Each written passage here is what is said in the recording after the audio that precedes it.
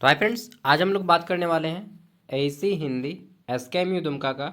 इस बार exam OMR sheet पे होगा। ठीक है, तो मैं एक सैंपल पेपर दिखाऊंगा, उसके बाद आपको टेस्ट के लिए क्वेश्चन दूंगा। ठीक है, तो चलिए सबसे पहले आपका इस बार से एग्जाम सेक पेपर और एसी पेपर का एग्जाम जो है किस फॉर्म में होगा।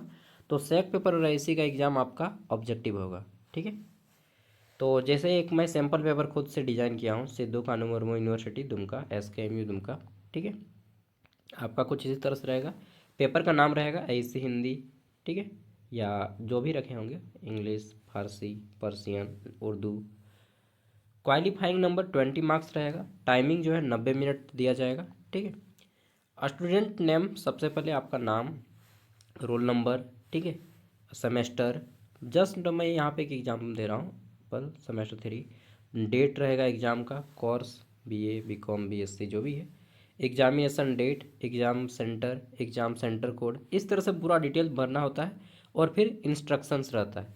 इंस्ट्रक्शन जैसे कि यूज ओनली ब्लैक पेन। अच्छा, ये जो है ब्लू पेन नहीं कीजिएगा, इसको black pen, only black pen, केवल काले स्याही का प्रयोग करेंगे।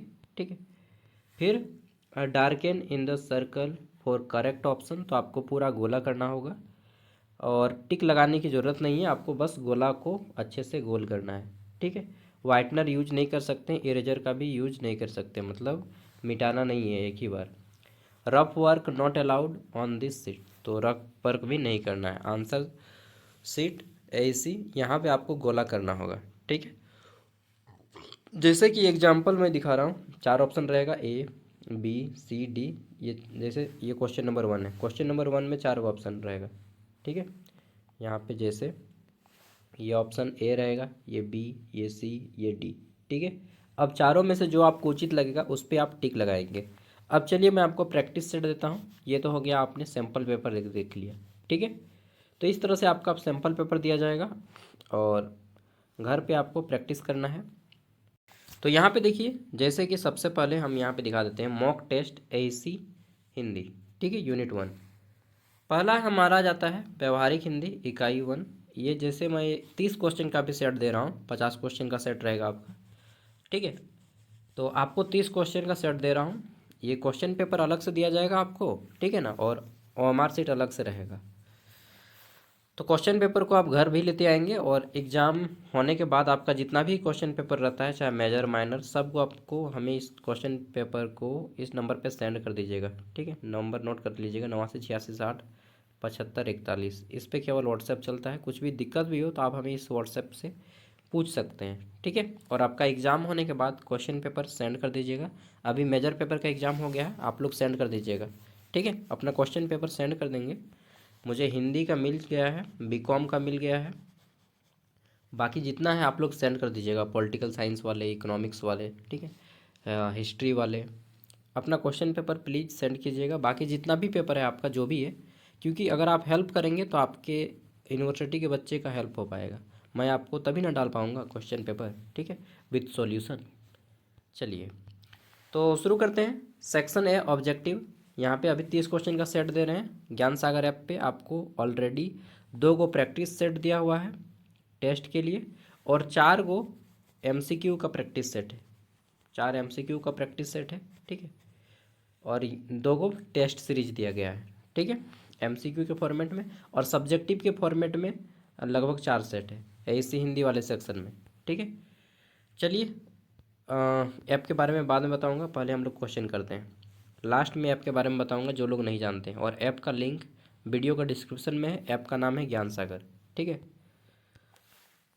तो आवेदन पत्र का मुख्य उद्देश्य क्या होता है। आवेदन पत्र का सबसे मेन ऑब्जेक्टिव क्या होता है? मनोरंजन करना, शिकायत करना, निवेदन करना, या वर्णन करना। देखिए मैं यहाँ पे पहले बता देता हूँ कि भाई केवल क्वेश्चन है या आंसर कहाँ पे है। तो प्रैक्टिस सेट इसलिए दिया हूँ क्योंकि आंसर आपको सबसे लास्ट में देखने को मिलेगा। ठीक है, देख लिए। हाँ, तो आंसर आपको लास्ट में देखने को मिलेगा। ठीक है, ताकि यहाँ पे आप केवल क्वेश्चन को पढ़ें और टेस्ट लगाएं कि आपका कितना सही हो रहा है। ठीक है, 30 में आपको कितना लाना है बताएं। 30 में आपको लाना है क्वालिफाई करने के लिए, जैसे 50 था तो आपको लाना होता है 50 में चौका 12। हाँ, 30 में अगर आपका 12 क्वेश्चन सही हो रहा है मतलब आप क्वालिफाई कर जा रहे हैं। ठीक है। जैसे कि 50 में 20 नंबर लेना होता है, तो 30 में अगर आपका 12 नंबर आ रहा है तो आप क्वालिफाई कर जा रहे हैं। ठीक है। सबसे पहले क्वेश्चन मेरे साथ मैच करते चलिएगा। आवेदन पत्र का मुख्य उद्देश्य क्या होता है? मनोरंजन करना, शिकायत करना या निवेदन देना? तो राइट आंसर हो जाएगा निवेदन देना। ठीक है, आगे बढ़ते हैं। चलिए आगे बढ़ते हैं। नेक्स्ट क्वेश्चन, क्वेश्चन है विविध पत्र लेखन में कौन सा पत्र शामिल नहीं है? तो जब हम लोग अनेक प्रकार के पत्र लिखते हैं तो इनमें से कौन सा पत्र शामिल नहीं होता है? जैसे आवेदन पत्र, सूचना पत्र, शिकायत पत्र या कहानी। तो देखिए पत्र सभी प्रकार का होता है, लेकिन कहानी जो है पत्र लेखन का भाग नहीं है। So option D is the right answer. ठीक है, आप लोग भी देखिएगा कितना सही हो रहा है। पल्लवन का सही अर्थ क्या है? ठीक है, संक्षेप करना, विचार का विस्तार करना, अनुवाद करना या व्याकरण सुधार। तो मैंने शुरू से बताया था कि पल्लवन मतलब होता है विचार को विस्तार से लिखना। ठीक है, सो हमारा ऑप्शन बी राइट आंसर हो जाएगा। नेक्स्ट क्वेश्चन आ जाता है, संक्षेपण में किस बात का विशेष ध्यान रखा जाता है? ठीक है, तो जब आप संक्षेपण करते हैं, मतलब संक्षेप में लिखते हैं किसी चीज़ को शॉर्ट में, तो किस बात को ध्यान रखा जाता है? अलंकार का, नई कल्पना का, मूल भाव का या कठिन शब्द का? तो जब आप संक्षेप करते हैं तो सबसे मेन पॉइंट जो होता है मूल भाव, कि जो चीज़ बोलना चाह रहे हैं वो चीज़ बोल पा रहे हैं या नहीं। कहीं हम जो चीज़ बोलना चाह रहे हैं वो चीज़ ना बोल के कुछ दूसरा नहीं बोल रहे हैं, मतलब मुख्य उद्देश्य को आपको पूर्ति करना है। ठीक है। नेक्स्ट, क ख ग किस प्रकार के उदाहरण हैं? तो ये क्या है क ख ग घ? हाँ, मिर्ज़ापुर देखे हैं? क ख ग घ बुलवाए हैं, अभी बुलवाते हैं नहीं। क ख ग घ उआ, क ख ग घ अब रहो, समझे? समझ गए ना? अब जिसको आ जाना है इधर आ जाओ, वरना निपट जाओगे। निपट जाओगे इस मामले में कि भाई फेल हो जाओगे, समझे? क ख ग किसके उदाहरण है? तो ये उदाहरण है, शब्द है, वाक्य है, वर्ण है या पद है? तो ये वर्ण है। ठीक है, वर्ण में भी किस प्रकार का वर्ण है? तो ये व्यंजन वर्ण है। क ख ग जो है हमारा व्यंजन वर्ण है, और ओ आ हर्षई दुर्गई ये सब हमारा स्वर वर्ण है। ठीक है, स्वर वर्ण, व्यंजन वर्ण। चलिए, टोटल वर्णों की संख्या 52 है। नेक्स्ट आ जाता है हमारा यहाँ पे, वाक्य शुद्धि का उद्देश्य क्या है? वाक्य शुद्धि का उद्देश्य क्या है? तो वाक्य शुद्धि का उद्देश्य क्या है? वाक्य को सजाना, त्रुटि को सुधारना, भाव को बदलना या वाक्य को लंबा करना। तो देखिए हम लोग वाक्य शुद्धि किस लिए करते हैं? त्रुटि को सुधारने के लिए, गलती को सुधारने के लिए। ठीक है। नेक्स्ट क्वेश्चन है, विद्यालय जा रहा हूँ में कौन सा दोष है? देखिए यहाँ पे बताना है कि विद्यालय जा रहा हूँ, इसमें क्या दोष है? वाक्य में लिंग दोष है, काल दोष है, कर्ता दोष है या कोई दोष नहीं है?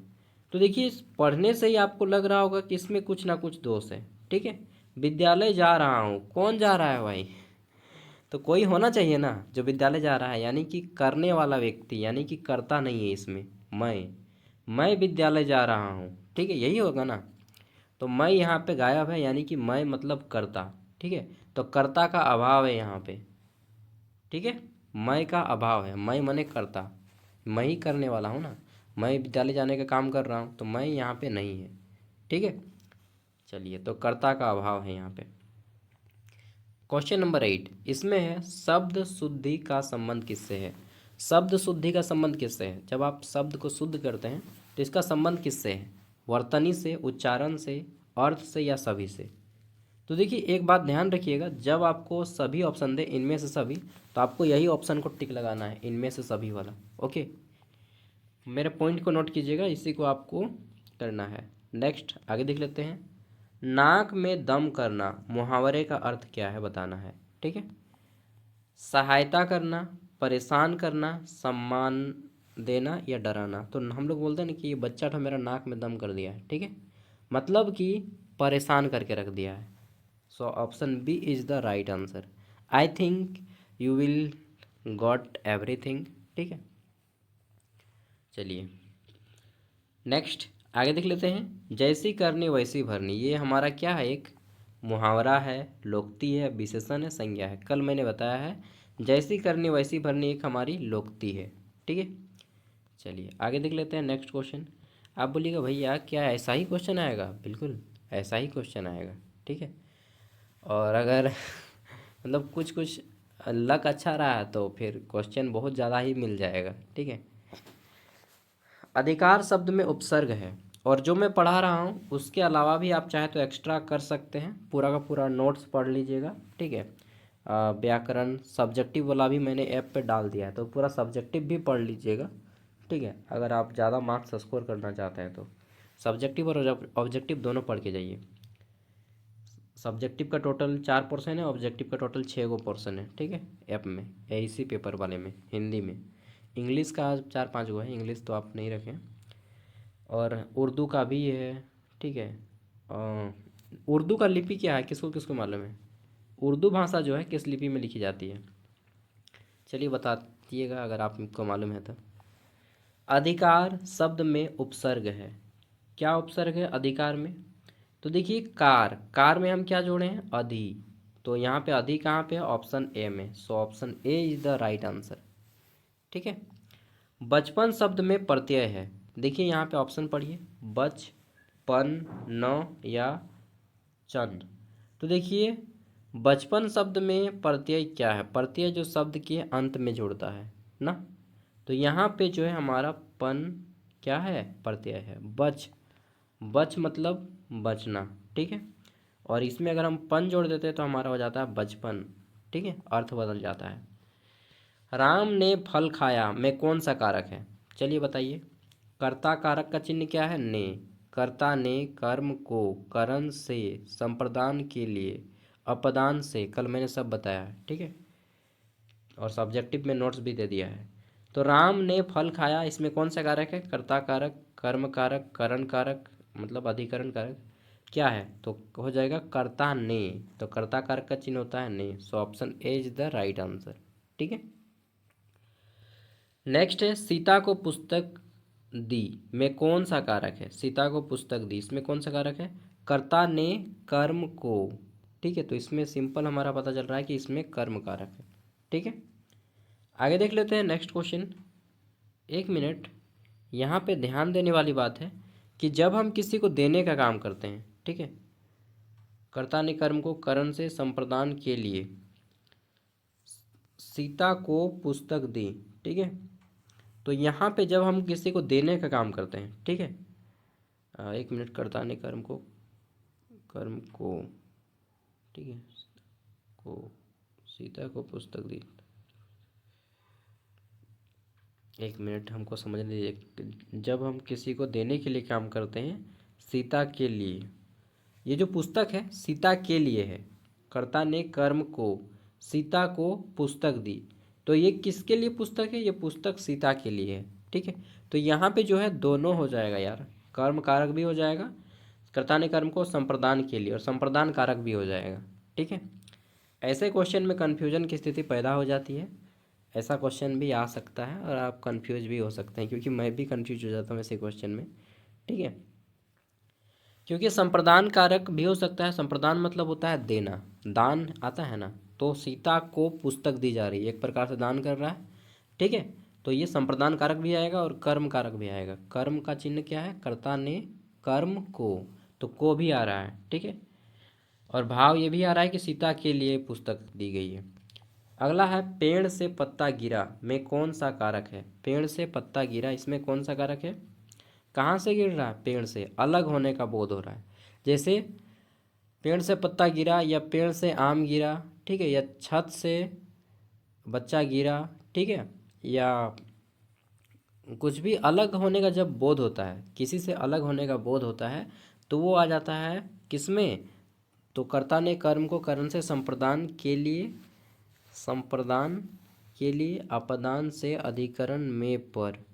ठीक है, तो हमारा राइट आंसर हो जाएगा यहाँ पे आपदान। ठीक है, कर्ता ने कर्म को करण से, संप्रदान के लिए, अपदान से। देखिए, दो गो चिन्ह आता है, कर्ता कारक का चिन्ह होता है ने, ठीक, कर्ता ने, कर्म कारक का चिन्ह होता है को, कर्म को, करण कारक का चिन्ह होता है से, करण कारक का चिन्ह क्या होता है? करण कारक का से, कर्ता ने कर्म को करण से, और अपदान कारक का भी चिन्ह होता है से। ठीक है, अपदान कारक का भी चिन्ह क्या होता है? से। तो से दोनों में है, तो फिर अंतर कैसे कीजिएगा? जो अपदान कारक है वह अलग होने का बोध है। जैसे कि पेड़ से पत्ता अलग हो रहा है, पेड़ से पत्ता गिरा, ठीक है। खास करके जब कोई कहीं से गिरता है तो वो उसमें अपादान कारक आएगा, ठीक है। समझ गए? चलिए आगे देख लेते हैं। नेक्स्ट क्वेश्चन है, सूचना पत्र का उद्देश्य क्या होता है? तो सूचना पत्र का उद्देश्य क्या होता है? आदेश देना, जानकारी देना, शिकायत करना या निवेदन करना। तो सूचना पत्र का जो उद्देश्य होता है, मेन उसका पर्पज होता है जानकारी देना, ठीक है। पल्लवन में भाषा कैसी होनी चाहिए? कठिन होनी चाहिए या अस्पष्ट होनी चाहिए, अस्पष्ट, या सरल और स्पष्ट, या काव्यात्मक? तो आपको मिल गया होगा आंसर, सरल और स्पष्ट होनी चाहिए पल्लवन में भाषा, ठीक है। नेक्स्ट क्वेश्चन है, संक्षेपण का आकार होता है। तो संक्षेपण में क्या होता है? बहुत बड़ा आकार होता है या छोटा? सबसे बड़ा मूल से बड़ा आकार, या मूल के बराबर आकार, या मूल से छोटा आकार, या निश्चित नहीं है। तो संक्षेपण मतलब है कि भाई जितना शब्दों में लिखा है उससे छोटा, यानी कि मूल से छोटा आकार, ठीक है। चलिए आगे देख लेते हैं। क्वेश्चन है, आँखों का तारा का अर्थ क्या है? आँखों का तारा मतलब हम लोग बोलते हैं ना कि बहुत प्यारा है यार, आँखों का तारा है तू, ठीक है। वो गाना तो सुने नहीं है? वो गाना तो है ना, क्या बोलते हैं उसका, 1000 में मेरी बहना है, फूलों का तारों का सबका कहना है। चलिए आप लोग गाइएगा ना अपने सिस्टर के लिए। हमेशा ज़रूरी नहीं कि गाना केवल महबूबा के लिए हो, कभी कभी गाना फैमिली के लिए, सिस्टर के लिए, फादर के लिए, मदर के लिए भी होना चाहिए ना। चलिए, घर का भेदी लंका ढाए, इसका क्या अर्थ होता है? तो घर का भेदी लंका ढाए मतलब घर का ही व्यक्ति जो है आपके गिराने का काम करता है ना। जैसे कि विभीषण को कहा जाता है घर का भेदी लंका ढाए। तो यह क्या है? सॉरी, यह एक मुहावरा है, ठीक है। घर का भेदी लंका ढाए यह एक मुहावरा है, लेकिन कई बार इसको लोकोक्ति में भी प्रयोग किया जाता है। तो अगर ऐसा क्वेश्चन आए, घर का भेदी लंका ढाए मतलब घर में ही शत्रु का रहना, ठीक है। ये मुहावरा भी है और लोकोक्ति भी है, तो क्या टिक मारिएगा ऐसा क्वेश्चन में? कुछ कुछ क्वेश्चन जो है यहाँ पे आपको कन्फ्यूजन वाले हैं, ठीक है। लगभग 2 या 3 क्वेश्चन है ऐसे, तो इसमें जो भी टिक मारिएगा सही होगा आपका, ठीक है। चलिए नेक्स्ट है आपका, यहाँ पे प्रति उपसर्ग में बताना है कि प्रति में उपसर्ग क्या है। प्रति उपसर्ग का अर्थ है, प्रति उपसर्ग का अर्थ क्या है? विरोध, बिना, प्रत्येक या साथ। तो सिंपल सा ऑप्शन है, विरोध, बिना या प्रत्येक या साथ। तो प्रति एक हम लोग बोलते हैं प्रत्येक व्यक्ति इसमें छिपा हुआ है, या प्रत्येक लड़का यहाँ पे एग्जाम देने वाला है। तो प्रत्येक मतलब हर एक, यानी कि प्रत्येक आ जाएगा, प्रति उपसर्ग प्रत्येक से बना हुआ है, ठीक है। ऑप्शन सी इसका राइट आंसर हो जाएगा। आगे देख लेते हैं नेक्स्ट क्वेश्चन, क्वेश्चन नंबर 22। नारीत्व शब्द में, अरे भाई थोड़ा सा नीचे, नारीत्व शब्द में प्रत्यय क्या है? तो देखिए प्रत्यय मतलब शब्द के अंत में जुड़ना। तो ता, ई, त्व या पन। तो नारीत्व यहाँ पे वो आया है और यहाँ पर भी वो आया है, so option C is the right answer, ठीक है। नेक्स्ट प्रैक्टिस सेट 2 आप लोग खुद लगा लीजिएगा, ऐप में डाल दिए हैं। क्वेश्चन नंबर 23, राम ने लिखा, सॉरी राम से लिखा गया में कौन सा कारक है? कौन सा कारक है? तो कर्ता ने कर्म को करण से, तो करण कारक कहाँ पे है? बी नंबर, तो ऑप्शन बी इसका राइट आंसर हो जाएगा, ठीक है। आगे देख लेते हैं नेक्स्ट क्वेश्चन, क्वेश्चन नंबर 24। हाथ पर हाथ धरे बैठना, इसका अर्थ क्या है? तो हाथ पर हाथ धरे बैठना मतलब काम करना, प्रतीक्षा करना, आलसी होना या सो जाना। तो हम लोग बोलते हैं ना, क्या हाथ पे हाथ धरे बैठा है, कुछ करो यार, यानी कि आलसी प्रवृत्ति का होना, ठीक है। विविध पत्र लेखन की भाषा होनी चाहिए, कैसी होनी चाहिए विविध पत्र लेखन की भाषा? तो जो पत्र लेखन है वो हमारी भाषा अलंकृत हो, शिष्ट हो, काव्यात्मक हो या कठिन हो। तो हमारे जो पत्र लिखते हैं उसमें शिष्टाचार का पालन होना चाहिए, यानी कि शिष्ट होनी चाहिए हमारी भाषा। नेक्स्ट क्वेश्चन है, पल्लवन में क्या आवश्यक है? तो पल्लवन मतलब होता है विचार को विस्तार से लिखना, यानी कि भाव में स्पष्टता होनी चाहिए, ठीक है। बहुत ही इजी इजी क्वेश्चन है। चलिए नेक्स्ट क्वेश्चन की ओर बढ़ते हैं। 1 मिनट, इस तरह से गलती मत कीजिएगा हड़बड़ी में। उदाहरण भी है, भाव स्पष्ट भी है, कल्पना भी है और उपरोक्त सभी भी है। तो सभी वाला ऑप्शन सही हो जाएगा। ठीक है, जल्दीबाजी में गलती मत कीजिएगा, ये जो सभी ऑप्शन है देख लीजिएगा एक बार। संक्षेपण में कौन सा दोष नहीं होना चाहिए? तो संक्षेपण जब हम लोग करते हैं, शॉर्ट में करते हैं, तो उसमें क्या नहीं होना चाहिए? क्रम होना चाहिए, या स्पष्टता होनी चाहिए, या सार होनी चाहिए, या पुनरुक्ति। पुनरुक्ति मतलब एक ही चीज़ को बार बार लिखना। तो संक्षेपण में एक ही चीज़ को बार बार नहीं लिखा जाता है। ठीक है, तो पुनरुक्ति नहीं होनी चाहिए, ऑप्शन ए। जैसा देश वैसा भेष क्या दर्शाता है? अनुभव, सामाजिक साहित्य, कल्पना या विरोध। तो देखिए, जैसा देश वैसा भेष, ठीक है, मतलब कि आदमी को समय के अनुसार ढलना चाहिए। ठीक है, तो सामाजिक सत्यता को दर्शाता है हमें। ठीक है, नेक्स्ट क्वेश्चन है, विद्यालय शब्द शुद्ध है क्योंकि? विद्यालय शब्द शुद्ध है क्योंकि अर्थ सही है, वर्तनी सही है, प्रयोग सही है, या उपरोक्त सभी। तो उपरोक्त सभी राइट आंसर हो जाएगा। देखिए, सब चीज़ ध्यान देने की तरह एक चीज़ ये भी ध्यान देना है कि सभी ऑप्शन को पढ़ना, ये भी एक ध्यान देने वाली बात है। ठीक है, सभी ऑप्शन को पढ़ना है आपको, क्योंकि पता चलता है कि ऑप्शन ए टिक लगा दी और नीचे में लिखा है इनमें से सभी तो फिर धोखा हो जाएगा ना। कारक का संबंध किससे है? तो शब्द के रूप से, वाक्य में शब्दों के संबंध से, वर्ण से, या अर्थ से। तो वाक्य में शब्दों के संबंध से कारक का संबंध होता है। ठीक है, ऑप्शन बी यहाँ पे आंसर किया गया है। इसी तरह से सेट 2 का आंसर पूरा का पूरा आपको मिल जाएगा। ठीक है, ये मॉडल प्रैक्टिस सेट 1 है। प्रैक्टिस सेट 2 आपको ऐप पे दे दिया गया है। ऐप का लिंक, चलिए ऐप के बारे में थोड़ा सा बता देते हैं जो लोग नहीं जानते हैं।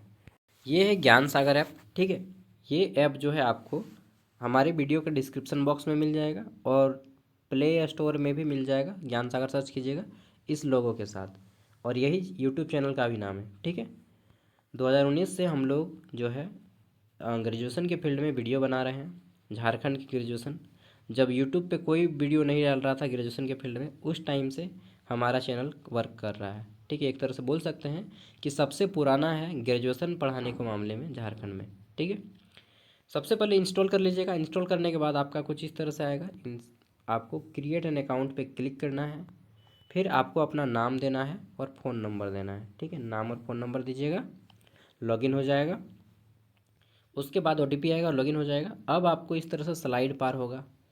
दूसरे स्लाइड में यहाँ पे नंबर दिया जाएगा। ठीक है, और फिर यहाँ पे यूनिवर्सिटी सबका पार होगा। SKMU university, Ranchi university, Kolhan university, Nilamber Pitamber university. ठीक है, और आपका यूनिवर्सिटी। ये जॉब कोर्स आपके लिए नहीं है, वो जो झारखंड में जॉब का तैयारी करते हैं, बीएड वगैरह कर रहे हैं, उनके लिए है। ठीक है, यहाँ पे आपको आना है ऑल कोर्स में। ऑल कोर्स पे क्लिक करेंगे, देन यहाँ पे आपका खुल जाएगा बहुत सारा कोर्स। आपको आना है ये SKMU दुमका वाला कोर्स, 60 रुपया का पेमेंट करना होगा। ठीक है, पेमेंट हो जाएगा, फिर स्टार्ट लर्निंग लिखाने लगेगा। ठीक है, और पेमेंट आप फ़ोनपे, गूगल पे, अमेजन पे, भीम, किसी से भी कर सकते हैं, UPI से। ठीक है, पेमेंट हो जाएगा। जो लोग फ़ोन पे नहीं चलाते हैं, मेरा मोबाइल नंबर पे अपना नाम नंबर सेंड कीजिएगा, हम QR कोड भेज देंगे और पेमेंट कर दीजिएगा 60 रुपया इस नंबर पे, 8986607541। ये उनके लिए है जो लोग फ़ोन नंबर मतलब UPI नहीं चलाते हैं, उनके लिए। वो लोग 60 रुपये पेमेंट कर दीजिएगा, हम आपको फिर कोर्स इधर से दे देंगे एक्सेस। ठीक है, नंबर को नोट कर लीजिएगा, कभी काम देगा, पूछ सकते हैं कुछ भी चीज़ें। उसके बाद स्टार्ट लर्निंग क्लिक करेंगे इस पर। पेमेंट होने के बाद या हमको सेंड करने के बाद इस तरह से आ जाएगा SKMU दुमका यूनिवर्सिटी, सभी यूनिवर्सिटी का आ जाएगा यहाँ पे। ठीक है, जितना भी MDC पेपर है, MDC पेपर का नोट्स आपको यहाँ पे मिलेगा। सेमेस्टर 1, 2 और 3 तीनों का MDC का यहाँ पे। ठीक है, बाकी सेमेस्टर 3 में आपको क्लिक करना है, फिलहाल यहाँ पे क्लिक करेंगे। ठीक है, और फिर क्लिक करने के बाद यहाँ पे सबसे ऊपर में लिखा आएगा सेमेस्टर 3। यहाँ पे सबसे फिर 2024 का वीडियो से ऊपर में मेजर पेपर 4 का एग्ज़ाम हो गया। 5 का किन्हीं किन्हीं का बाकी है, यहाँ पे 5 का सिलेबस रहेगा। ये माइनर पेपर का सिलेबस यहाँ से MDC पेपर, सेक पेपर, थोड़ा सा और उठाएंगे तो आपको मिलेगा। इसको ऊपर उठाना है 5, 6, 7। ठीक है, AEC पेपर, फिर AEC पेपर पे क्लिक करेंगे तो बहुत सारा खुल जाएगा, हिंदी, इंग्लिश, पर्सियन, बंगला, उर्दू। ठीक है, जो भी आपका है आप अपना पेपर का फिर सेट लगाएंगे वहाँ से। ठीक है, जैसे मैं मेजर पेपर का खोल के दिखा दे रहा हूँ। मेजर पेपर पे क्लिक करेंगे तो इस तरह से आ जाएगा, या किसी भी पेपर खोलेंगे तो ये व्यू पे क्लिक करना होगा आपको। यहाँ पे नोट्स पे क्लिक करना है आपको, फिर व्यू पे क्लिक करना है। ठीक है, जैसे हिस्ट्री का खोल के देख लीजिए। ठीक है, व्यू पे क्लिक करेंगे तो यहाँ से फिर आपका ये कुछ देर बाद क्या होगा, ये इस तरह से पेज जैसा आएगा, 1-2 सेकंड लगेगा या 4 सेकंड 5 सेकंड। उसके बाद ये आपका पीडीएफ ओपन हो जाएगा इस तरह से। ठीक है, पीडीएफ को आप फिर पढ़ लीजिए और ये तीर वाले से एरो से आप डाउनलोड कर लीजिए सकते हैं पीडीएफ को भी। ठीक है, और ये जो 60 रुपया लिया जा रहा है केवल एक सेमेस्टर का नहीं, बल्कि इसमें semester 3, semester 4, semester 5, semester 6, semester 7, semester 8, 8 semester तक हम आपको गाइड करेंगे, नोट्स देंगे 8 सेमेस्टर का। ठीक है, और एक पेपर का नहीं बल्कि हर एक पेपर का, मेजर, माइनर, एमडीसी, सेक, पेप, जितना भी है सब, फलना ढिमका सब देंगे। कितना साल तक 60 रुपया में भाई? तो 60 टका में हम आपको 4 साल पढ़ाएंगे। 60 टका में 4 साल कोई पढ़ाता है जी ऑनलाइन? यही फीस अगर कोई 6,000 रखता तो फिर आपको लगता कि हाँ एक्चुअल में फीस है, महंगा ट्यूशन है। नहीं, हम 60 रुपया कर दिए कि भाई चलो हर बच्चा पढ़े, इतना सस्ता है कि मेरा खर्चा निकल जाए और आप लोग का भी पढ़ाई हो जाए। ऐसा नहीं कि मैं करोड़पति आदमी बन जाऊंगा, ठीक है, आपका पैसा लेके। तो दूसरा आदमी होता तो 4 साल पढ़ाएगा तो पक्का 6,000 लेता, लेकिन मैं तो 60 रुपया ले रहा हूँ। ठीक है, संतोष ही सबसे बड़ा धन है, मेरा दोस्त लोग भी बोलता है। और ये जो ऐप है, ऐप ऐसे नहीं बना है, 25-30 हज़ार रुपया लगा है ऐप बनाने में। ठीक है, तो ऐप का जो बनाए थे बिहार से, पटना से, पटना का टीम इसको मैनेज करती है। तो वो लोग भी बोलते हैं कि सर इतना कम फीस लीजिएगा तो घाटा नहीं होगा आपका। हम बोला यार घाटा उटा नहीं होगा, ज़्यादा हमको नहीं कमाना है प्रॉफिट। ठीक है, साईं मोको इतना दीजिए जामे कुटुम्ब समाए, मैं भी भूखा ना रहूं साधु ना भूखा जाए। ठीक है, बस यही सिद्धांत है और क्या। थैंक यू, बाय दोस्तों, जोहार। सब कुछ अवेलेबल है, पढ़ाई कीजिए आप लोग कम से कम, अभी कम से कम 3 घंटा डेली पढ़िए। ठीक है, मिनिमम 3 घंटा मैं मांग रहा हूँ, उससे ज़्यादा मत पढ़ो यार। ठीक है, काम करो, पैसा कमाओ, मूवी देखो, और जिनको कंपटीशन निकालना है वो तैयारी कीजिए, जो करना है कीजिए लेकिन मन लगा के कीजिए। ठीक है, बाय। 3 घंटा कम से कम पढ़िए ज़रूर।